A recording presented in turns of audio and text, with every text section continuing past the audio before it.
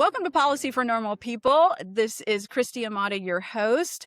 I am joined today by Benjamin Rifkin, founder of SnowdriftCO, and currently the growth and digital strategy consultant of the company. He is founder of this Colorado-based digital marketing agency. They help service-based businesses strengthen websites, improve visibility in traditional as well as the new AI-powered searches, and turns that visibility into qualified business opportunities. So we're going to talk a lot about what his business does, problems that he solves for his customers today. I am excited to get into that discussion because I know I'm going to learn a lot. I've been really ramping up my use of AI in terms of helping my clients at Amada Development Services, the sponsor of this show, with their AI workflow strategies, essentially turning AI into kind of an executive assistant or relationship manager, if you will. But I know I'm at the very start of this probably compared to where Benjamin is. So I think we will all benefit from what he has to say about how he helps businesses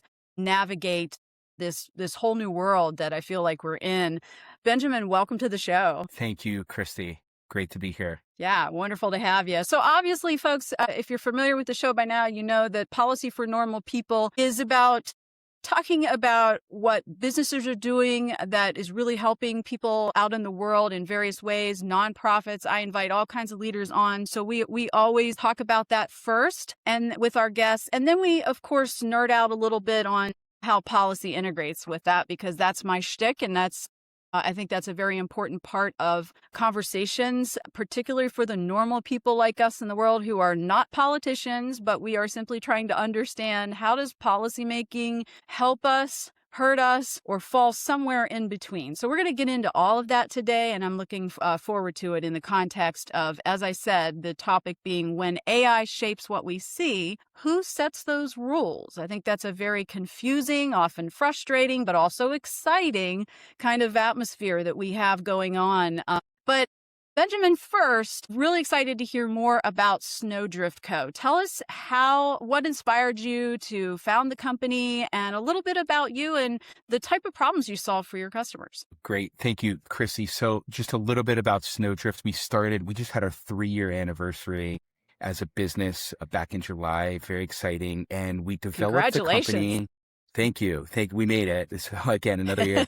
We developed the company primarily based on all of this experience that I've had, and I'm a co-founder, and I started back in the internet space in the late 90s, and I've been helping all different types of service-based businesses, B2B businesses, B2C businesses, drive leads. And over the years, we've just seen that digital marketing agencies are going in a certain direction, which is great, and it works for a lot of people. We're putting a little bit of a different touch on it. We're much smaller. We're boutique right now. We're not a massive publicly traded company. And that allows us to go ahead and spend a lot more time with our clients to help them accomplish what their goals are. And the typical underlying goal that most clients have is, I need more business, or I need better business, or I need the people that are coming to my site, to my business, convert better. And that's the ultimate goal. And we like clients that don't have a lot of technical issues, but we certainly really do like, as I think of like the 3-legged dog, who just needs a lot more help and support, and, potentially maybe get a 4th leg, if we can get that 4th leg in there. So now the system can work properly. So we like scenarios where clients are really challenged and have issues, and other people maybe just don't want to spend the time or just don't know how to do it. And we like to uncover and fix that. Do you primarily work with small businesses? Yeah, I would say in terms of, we're probably up to just a very small business. We don't really, we'll work with anyone, right? But primarily our sweet spot is a small business up to about 25 million in revenue. Okay, fantastic. And to clarify for our listening audience too, you're based in Colorado. Do you mainly serve clients in a particular region within your state? Are you nationwide? What is your range? What is your reach? We are a nationwide business. Excellent. I was thinking when you were talking about, the thing that businesses ultimately want is that larger picture goal of growth and scalability. What I think you and I both do in our businesses, but in different ways. Me as a strategist, in the nuts and bolts of the technology and search engine optimization.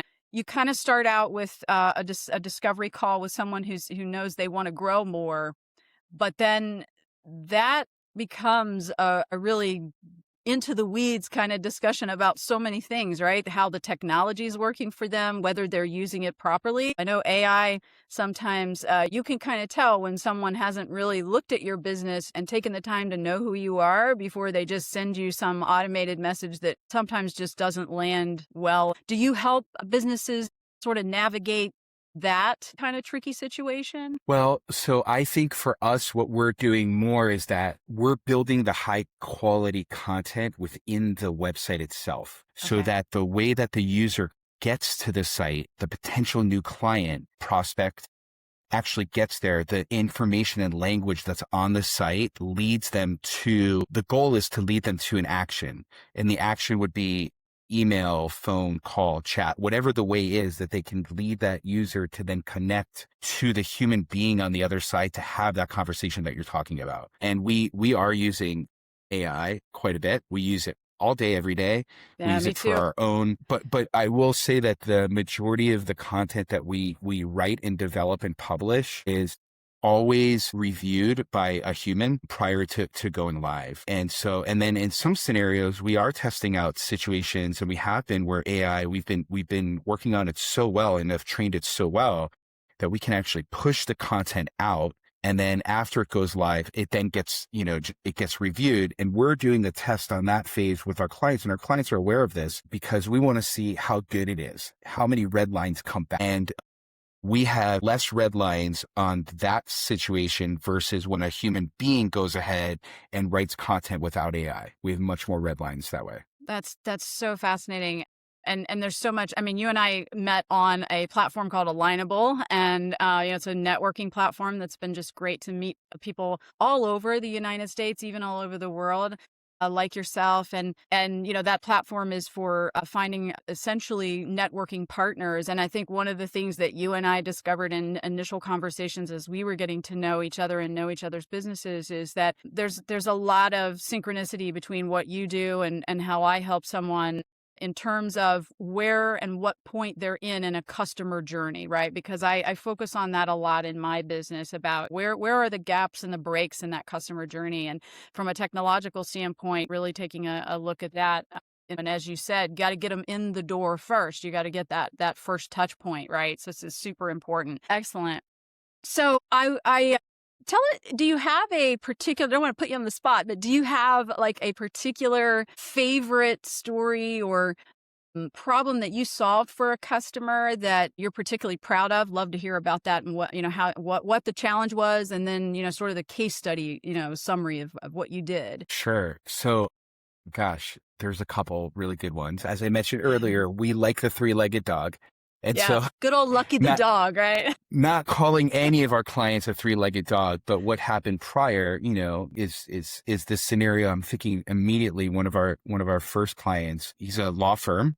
And focused on personal injury, so car accidents, all motor vehicle accidents, premises liability, so slip and fall, things of that nature, and then general PI. But that's the main focus is going after car accidents, and very big metro to target. When we uncovered and dove into the details, nearly every referring search term or query that we would see within Google Search Console had nothing to do with car accidents, and all other practice areas, which they didn't want to be in, which is criminal law. While although they did criminal law, they don't want to advertise for that. They want car accidents.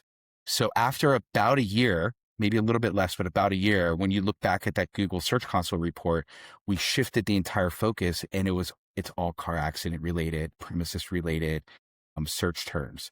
And the result is today, now after about almost 2 years, that earlier this year, actually, so it's August. So back in January, February, the client stopped buying leads that he had been doing forever, for a very long time. He stopped buying leads because we turned his entire solution, his digital website, digital footprint, into a marketing machine for him, which was driving in the leads that he was looking for. And so even today in August, we have a new law in the state of Colorado that lawyers are not allowed to buy leads from outside third parties, outside of the state. Really? Interesting. Yep. And so that went into effect August 12th, I believe. That's okay, because we got ahead of it. And so they're generating enough leads that they don't need to go out there. And so I would say using AI technology to do a lot of this with content build and research and understanding and doing the work of many different folks moving much faster now than ever. We were really able to turn that entire ship around. And so that's a pretty impressive story. I've got many of these, but in a very difficult, tough, competitive market, one of the most competitive markets in the US for lawyers to get a car accident case, we're consistently bringing in a very nice flow month over month. Excellent. And I think on your site, you mentioned you have particular markets that you do work with. I mean, small business in general, but I know law firms, as you just mentioned, and then healthcare facilities as well, or medical professionals. Yeah. So mostly service-based businesses as well. So think, we work with those folks. We work with healthcare as well. And so we have a great senior assisted living and memory care facility that has multiple locations, well over 10 locations. That also great story. They were having a very difficult time from a local SEO perspective. They weren't being found. And so we got in there and we retooled the entire back end, front end, brand new design, content, restructure, re-architecture, and really focused on a local SEO program, just like with a law firm. And so what that does is that ultimately now allows that senior assisted living facility to stop buying their form of leads, which is a referral from a third party. And now they're generating their own marketing leads. So by their own first party data. And so what that does for both of these businesses is it actually increases their margins significantly internally. And that's the result. And that's what the main focus of, I think, everything that we're trying to do with most clients is help them generate a lot more revenue for and their save business. revenue or save cost, right? Because I mean, buying leads, as you were talking about, I mentioned a couple of times. I mean, I can't count the number of times I've had, businesses or individual solopreneurs, whatever, I can get you this many leads a month and all. And, you're kind of paying for whatever it is that they're putting in place. But it sounds like you're trying to enable and empower businesses through what you put in place for them to sort of have their own internal engine, if you will, that's going to generate those leads just by having better SEO, better visibility, right? Yeah, there's always been this lore of these data facts that go out of SEO is the best investment for a business over time because it just keeps generating. And if you do it properly, it keeps generating and generating leads. Buying leads is very important for a lot of businesses. And we support those businesses that are doing that. We just feel that there's this channel, this SEO channel that is nowhere near being dead, which is a lot of people are throwing that out there. It's not even close to being dead, just the opposite. And so we feel that that's a really strong channel that a business should focus on generating revenue because it's free space that's given out by Google. You're not paying for that. And once you're there, it's not that you own it, but you really, if you do it correctly, you really establish your presence there versus leads, which is you buy the lead and then you got to go back and buy the lead again. It's almost more like leasing or renting versus ownership. Interesting. I did not know that part of it. I was familiar with just, you can buy leads, but not realizing that, that kind of creates a endless cycle of repurchase that maybe could save you money doing it a little bit differently. That's fascinating. And it kind of segues into another question I had about SEO. So, we had SEO and people were running to catch up to learn, okay, what is that? How do we do it? And of course it stands for, for my listeners and all, search engine optimization. And even that may not fully tell a person, a normal person like myself who's just trying, focusing on what I do with my business and maybe not necessarily as tech savvy on that end. I'm getting there, but there's always constant changes. But you mentioned that SEO, and then you also mentioned, and I want to come back to SEO in a more specific way in a second, but can you, for the benefit of our listeners, can you explain the terms that you were using? A Google console, what is that? What does it do? Sure. Google Search Console, it's free. It's a Google tool that you can connect your website to this tool. And it will provide you with just a slew of data. Specifically, something that you want to make sure is that your pages are written correctly so that they're indexed within Google. Because Google has been historically de-indexing pages that are not relevant or accurate. So if that happens and you see that, you have to really not be emotional and be very rational and understand why it's being de-indexed and what you potentially need to do to make it better to get indexed, or just trash it and move on to something different. And so Google Search Console just gives you a massive amount of data, and it's just an excellent tool. And just to clarify further, thank you for that. What we're doing kind of big picture wise on that, Google's free, the console and these tools, as you mentioned, but there's always a caveat to things that are quote unquote free. You've got to please Google's rankings if you want to get visibility, right? And that's something that you help people do. Is that an outcome that ultimately you try to achieve for your clients? Yeah. So for us, and we have a case study on this actually, that we talk about this on our website, where you go into a business and they have a massive amount of traffic, but when you use Google Search Console, you start learning about what that traffic is. And the question you have to ask is this good traffic or bad traffic, right? Wow. Sometimes it can be in the middle, but usually that it's good or it's bad. And what I mean by that is that if it's good, that means that those folks are actually converting into business. If it's bad traffic, in our opinion, it's because none of that is turning into business, right? And so in that aspect, you can learn from Google Search Console to get better rankings, to be higher up within Google search visibility. So your search engine optimization is optimizing the search engine so that when you enter a keyword search, your website will show up in that search related term or terms. By really using Google Search Console and cleaning out your website and making it completely relevant, sometimes that means dramatically reducing the traffic. And when you do that, and we've proven this out, that when you dramatically reduce and get rid of the bad traffic, although you have less traffic, it results in higher revenue for the business. Because so that now turns you're getting the more is better on its head, doesn't it? I mean, we kind of tend to think of growth only in terms of more sometimes in many spaces, but it's, there isn't a good example of where that may not be true, right? Right. So, and that's a concept that I think is kind of hard sometimes for people to understand or to buy into, but we've proven it out to be, and it's very successful. That's so fascinating. So I live in the very congested area of the DC metro area, Washington, DC. I don't know if there is such a thing as good traffic around here, but at least for what you do, at least for what you're doing in the tech space, it sounds like there is. So that's good to know. Let's get in a little bit, if we can now, to AI and our sort of policy intersection topic today. And I do want to have SEO as part of this too. Everybody seems to have different degrees of understanding of what it is, but also what its value is and what do I do with it? Like, okay, it's there. I know I need to do something. What in the heck do I do with it? And now we have AI that's in the mix here. And that's, as we know, it's revolutionizing, changing lots of things. I don't think that we really, truly know, despite all the friction and the policy debates out there about good, bad, yes, no, hate it, love it. I think we're just still very in the early stages of learning. You're creating a website, you're making it look nice. You're even maybe good at telling your story on that site and things that I help people kind of improve.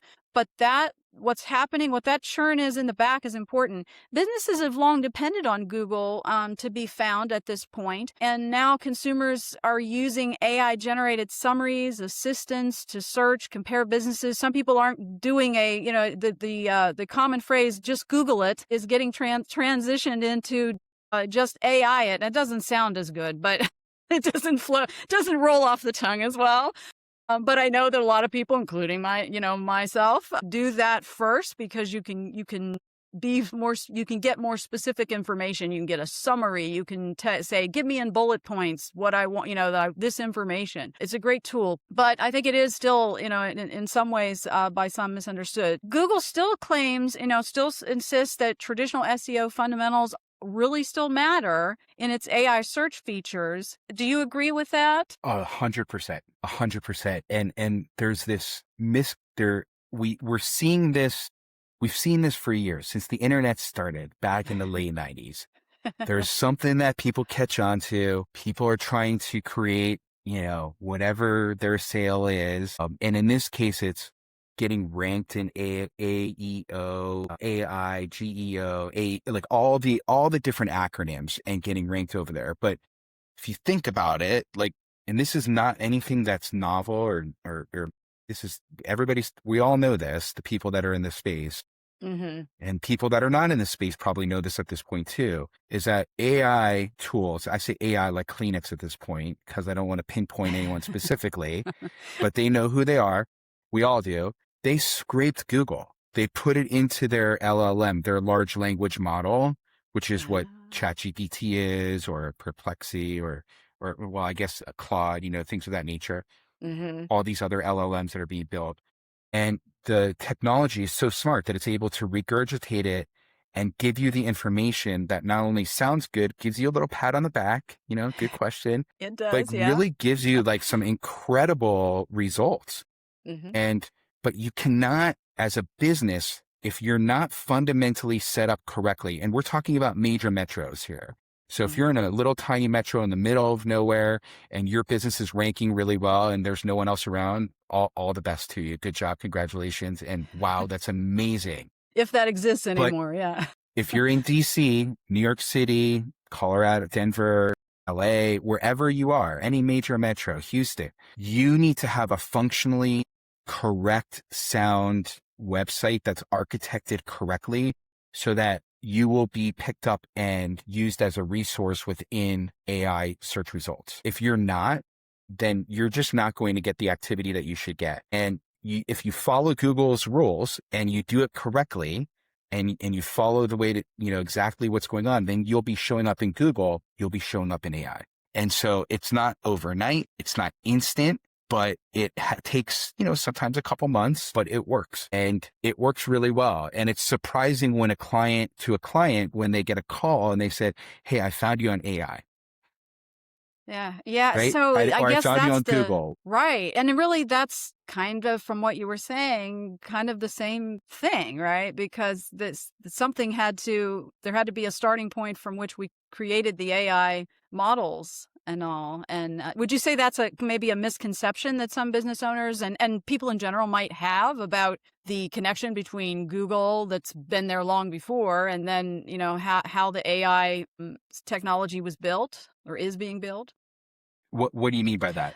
Exactly. I was referring to when you were talking about how the AI systems, Claude, Anthropic, ChatGPT, OpenAI, how they came to be and where what their connection with Google is in terms of how we searched on Google before, the information coming from there initially. Well, I think those types of companies have been around long before this boom that happened, where all of a sudden one day it was like someone opened up the door and said, "Here you go, guys, go for it." They've been working on this technology for a very long time. In fact, a lot of this type of AI technology concept of the if-then statements. I mean, this is 20 plus years ago. I can recall seeing technology and being pitched on stuff like this. We're now at a place in this technology where it is just so user friendly. It's so easy, right? And it's useful. It's an assistant. It's a personal assistant to you, whether you're using that for going to the soccer game with your kids, figuring out your health, figuring out what article you should write next, or mental, or even building systems. Yeah, even building systems. I mean, systems. It's incredible. I now have figured out that I can integrate it with a lot of other platforms and tools like my CRM and even my Google Calendar, and I don't even have to go into those separately necessarily to just tell AI, because it learns from what I'm doing over time. That's right. Who do I need to be talking to today? Yeah. Yeah. And I think Google and Anthropic and all of these folks, ChatGPT, all the LLMs that are out there, OpenAI, they've all somehow way or another have had to have been working together or know about what was happening. And now we're moving into a place where they are all working together. So the world is massive. For example, I can go into OpenAI, ChatGPT, and communicate directly with my CRM. So I could tell ChatGPT what task to create and the information to put in it. We'll just do it. And it does it with the exact same naming convention and organization and everything I need to do. And so using tools like that is great. Just a quick, not a plug, but where we are as a business that we are helping in building our for our clients. But on the side, we're trying to develop as well to make our clients better. And so we're working on a variety of different tools that have basically taken the place of so many humans, and the machine now is learning and guiding us based on what we've told it to do to help us with the work that we do, but we're telling it what to do. So we're the humans, it's our mind. We're working through it, and we're testing constantly, finding bugs, fixing it to the point where we're pretty close to having incredible tools that will go out there for a variety of builds and quality assurance techniques and things of that nature for our websites. And we've been using it, and it's been very successful so far. That's exciting. I'm going to continue to look forward to seeing seeing your advancements and checking in with you every now and then to see, hey, what's new, right? Yeah, that's phenomenal. And I'll say, we're not alone. Sure. I talk with people that are out there constantly, and I'm, share ideas of what we're working on, because I think it's really important to be open source in your mind with other folks and share as much as you can, because that'll help us all collectively get better. And there are a lot of people out there building a lot of tools right now. It's an incredible time. And I project that over the next however many years, very soon, we'll be seeing a lot more folks that are multimillionaires and higher, that are just regular people like me and you, just hanging out, and they're, trying to help folks out and building something absolutely incredible. Yeah, it's wonderful. I'm a history lover, and I think about the access to the pursuit of happiness in the preamble, and we've taken that to a whole new level and expanded that and opened that access to so many more people who might not otherwise have had it under the traditional systems of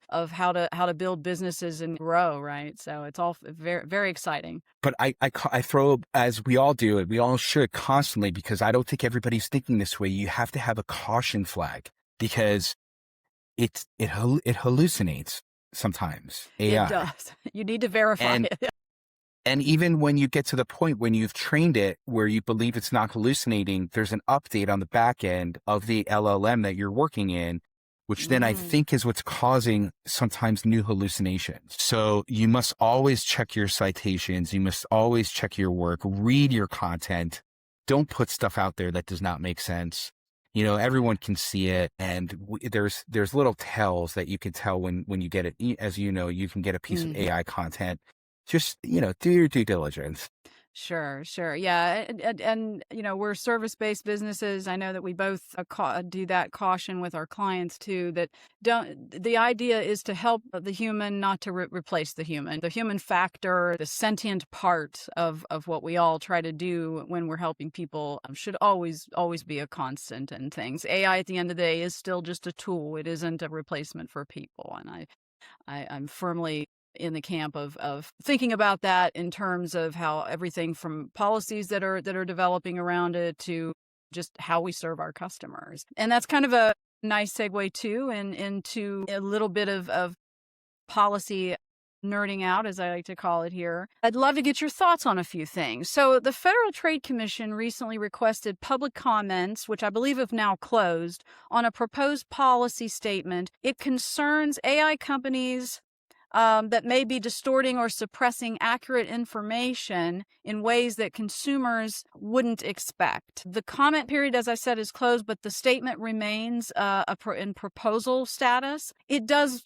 I think, raise a broader question about what consumers could expect when they rely on AI-generated information and recommendations. And this kind of points back to what you just said about the caution. How much, in your mind, how much do consumers and businesses understand at this point why an AI system recommends one source or product or business over another? This is a really touchy subject right now, because it actually coincides, I feel like, with what's going on with Meta.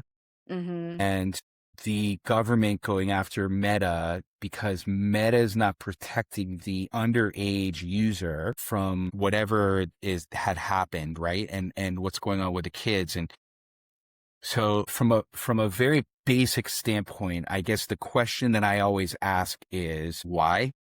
Like, why are you allowing yourself to spend so much time on these devices and in these areas where maybe you're not getting the best information, you're not being protected, things are a little scary or dangerous. And that question then unravels another question of is, if someone's actually going into these systems, is there like something happening from a mental perspective of addiction that's keeping us on our devices and keep going back to Meta or AI tools to find this information? And I think from a public policy perspective, I would say that it's really on the onus of the user. So the caveat emptor, buyer beware kind of concept. That being said, we've already proven out that we need to look out after people, because not everybody thinks this way or critically thinks this way. And maybe they took a step into the space and they got lost. Next thing you know, it's, now they're believing it. So we have to show empathy to these folks that maybe need this assistance and help. So how the government is going to create policy and command a publicly traded or private company to do something to protect the people, I think is probably pretty good, because we've seen this historically over time. Going over to, let's say, all of these mass torts in the legal space of, we find out that chemicals are, really bad for humans. So we got to stop, using those chemicals. Well, those companies didn't go out of business necessarily. They just changed and pivoted and found new chemicals. And that's what AI is going to have to do. They're going to have to change and pivot and create different information and really suppress the really bad, terrible info.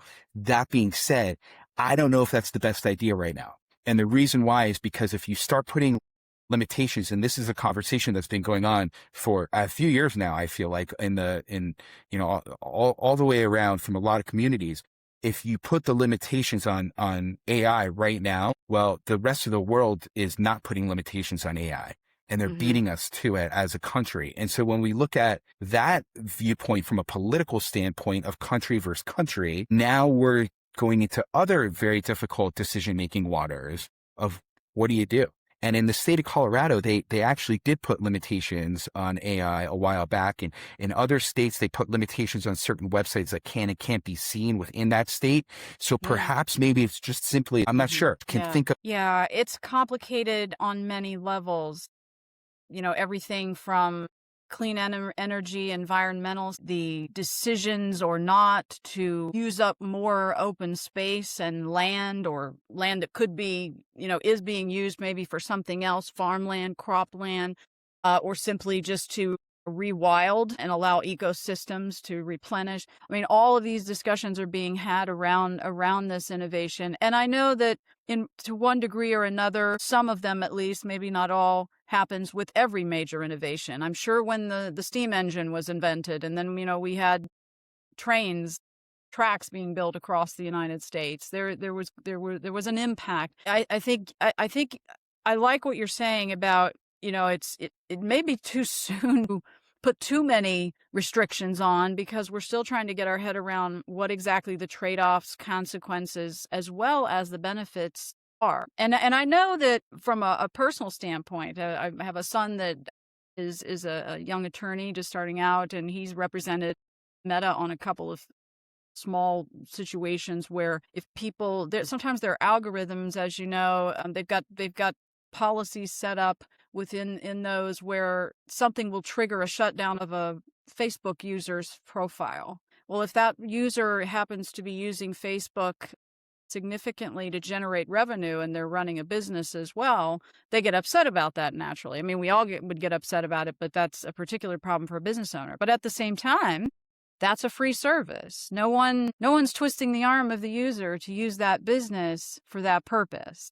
And so it's not the same either exactly as, say, the electric company and the use of the grid and the demand on it. It's complicated. It's very complicated. And we're still in the infancy of trying to understand it. As you astutely pointed out, the development of all this has been in the works for quite some time and has become more sophisticated. It's just much more user friendly. A lot like I'm going to date myself here, but I certainly remember in the 90s when I was in finishing up in college, we still had the big clunky desktops that took up the entire desk, and you were, MS-DOSing it all, on a black screen, the black screen with the green, ugly green font, before the beautiful Microsoft window comes along, right? And so, I mean, it reminds me a little bit of that. That revolutionized how we did so many things, not to mention the awful sound of the dial-up to get on the internet.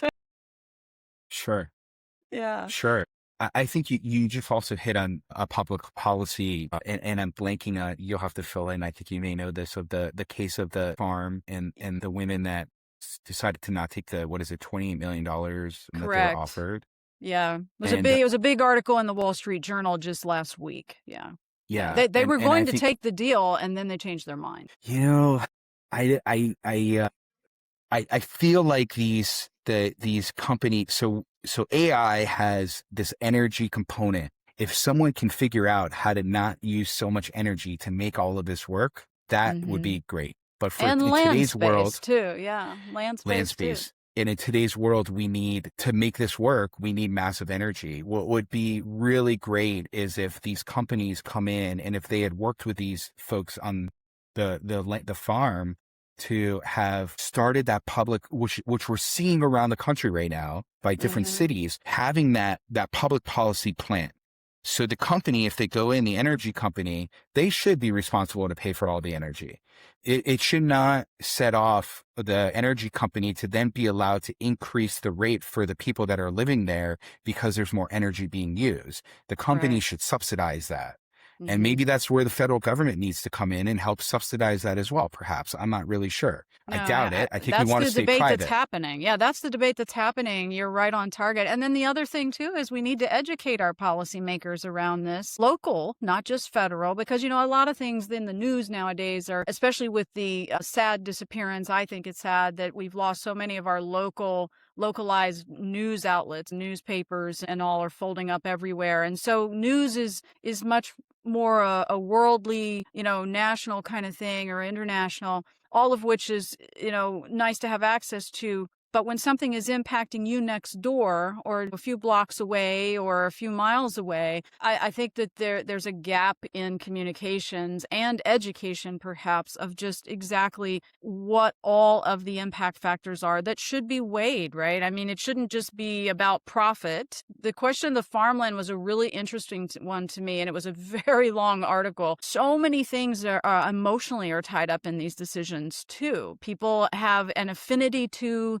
their legacy, which is tied to the land. And as someone who comes from rural America myself in West Virginia, from a small farm, not one that size, that's a massive farm, I understand. I'm empathetic to those ladies. But then and of course, they're getting harassed by neighbors and residents in the county who see this as an opportunity to sort of bring back and revive a place that was maybe hollowed out in globalization or for who knows what other reasons, but there's not a lot of opportunity. They see that as a potential opportunity. And then policymakers are capitalizing on that conversation as well, in addition to whatever tax and revenue and things. Of course, it all gets tied up into what do we know and what do we not know, because I know that there's a big fight in southern West Virginia right now. There was one in Maine that Governor Mills got involved, was kind of involved in before she left office. And it was that decision about, well, what are the trade-offs? What are the benefits of it? Is it going to really create the jobs that are supposed or promised, or are we just talking about short-term construction jobs and then it's not really permanent resident jobs? So many questions around it. And then I had someone recently, another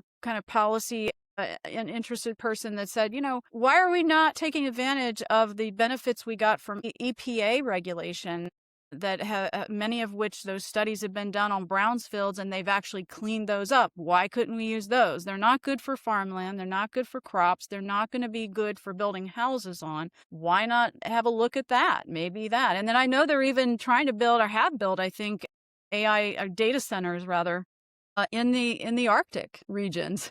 So I don't know, just lots of questions around that. But you have a unique perspective as using AI, regularly using these tools to help your customers and businesses grow.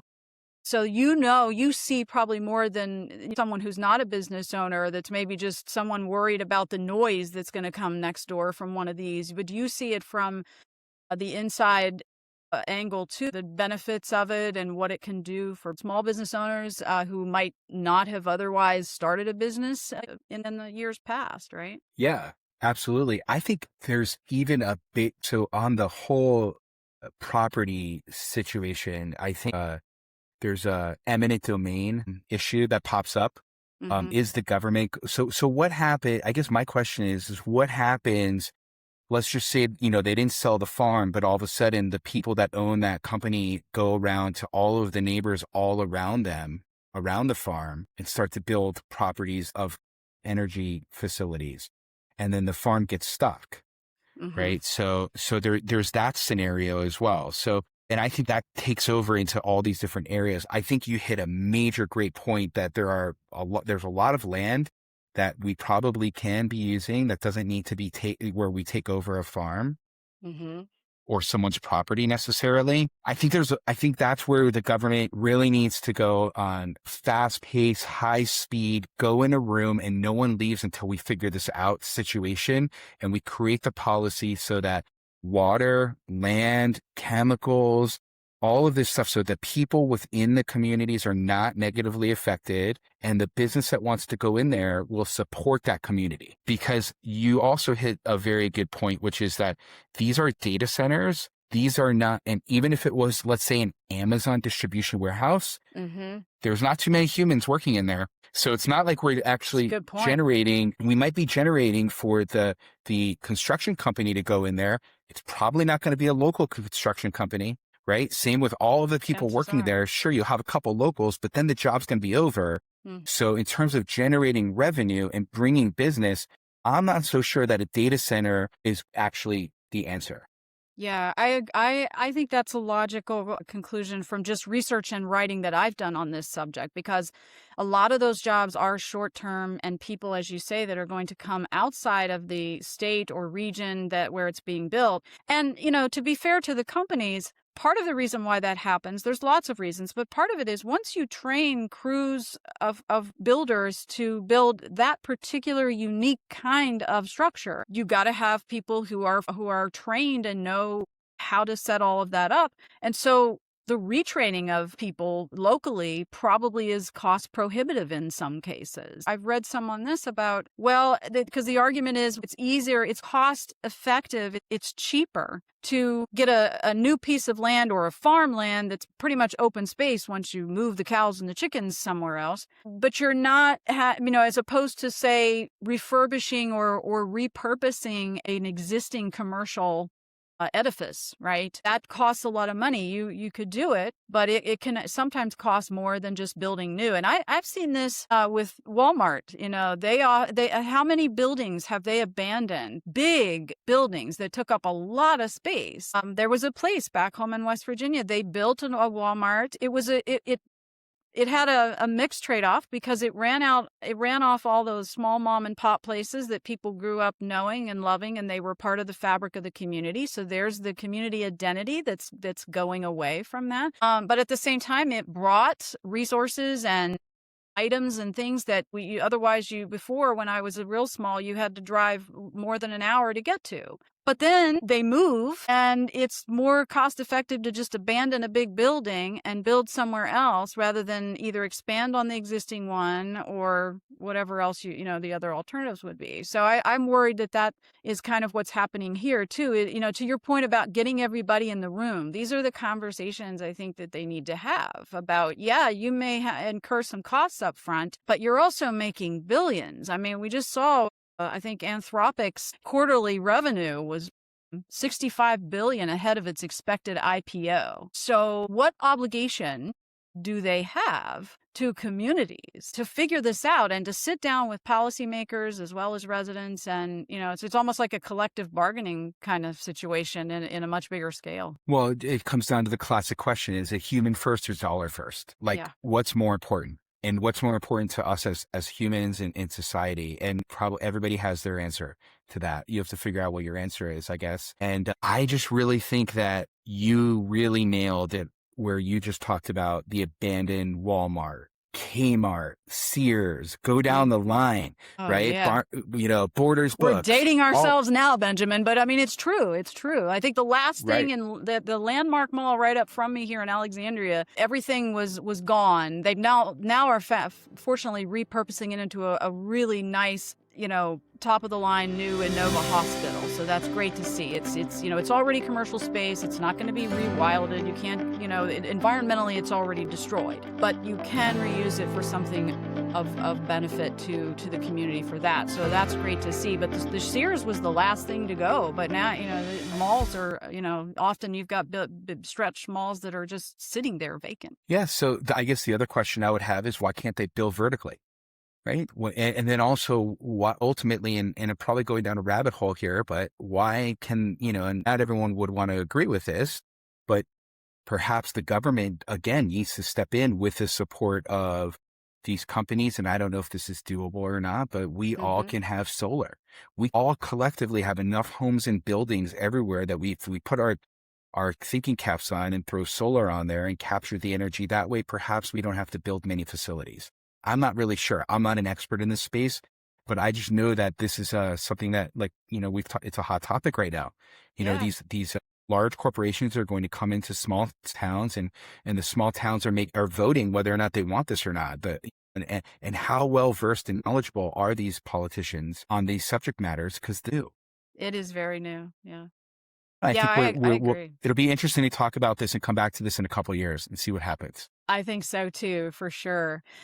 Yeah, wow. Great discussion. So just a couple of things as we sort of move towards a wrap up.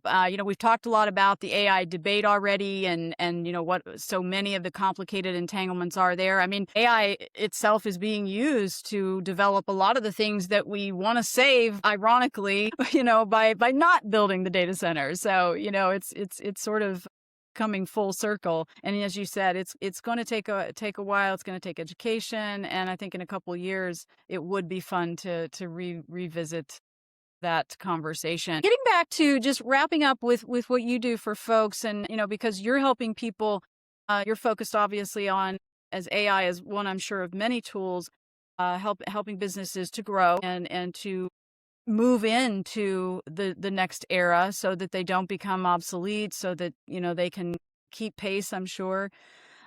Including, so here's kind of a final question, but feel free to add anything that you'd like here as we sort of move towards a wrap up.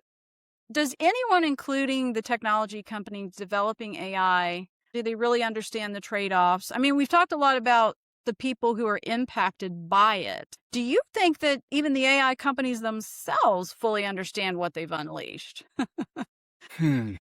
I asked that question when Facebook came out, so now I'm asking it again. It's interesting. We always hear these stories of these, I'm dating myself slightly to all these internet folks, the guys who started Insta and Facebook, and the alleged story of they don't let their kids go on it. They don't let, they don't want their own personal kids to have devices, things of that nature. I think that these companies had an idea of what it was going to do. I don't think we're anywhere near what it's going to do. I think I believe Sam Altman said this on a podcast a year or two ago that I was listening to.